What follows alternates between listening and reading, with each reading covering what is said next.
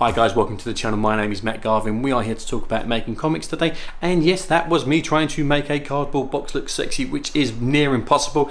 But it has been 3 days since I sent my print job off to Mixam. My comics were meant to be back here within 4 days, but they came back in 3, which is absolutely fantastic. So as promised, I wanted to do a follow-up video just to open the box. One, to show that I actually did place that order, and two, just to prove that, you know, all my pre-printing work that I've done over the last couple of videos actually does work.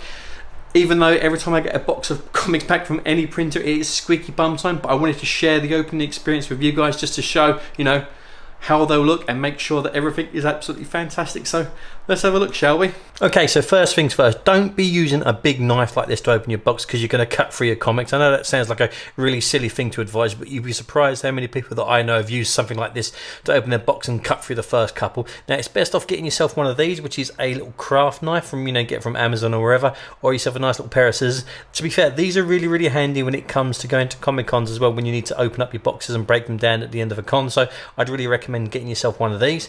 But, you know, let's open this bad boy up. Here comes the moment of truth.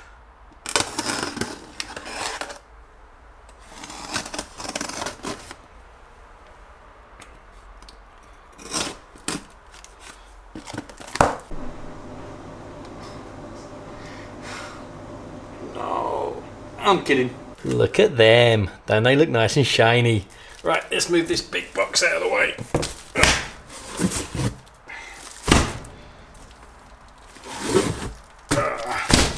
At face value, I think these comics look absolutely fantastic. I think Mixam have done a wonderful job.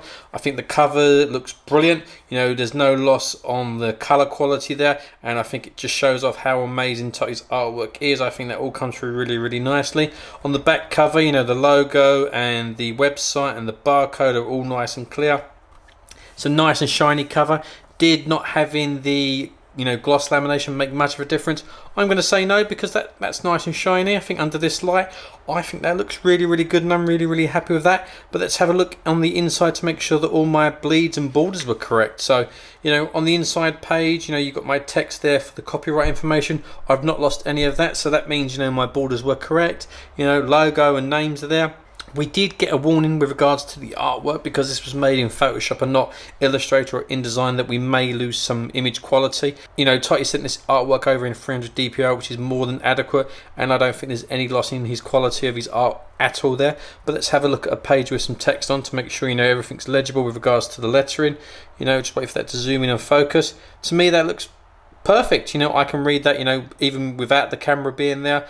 I'm really happy with that. The next page is probably the biggest test, because that's a splash page to make sure that I haven't lost anything into the creases, but I think that's come through brilliantly. I've not lost anything.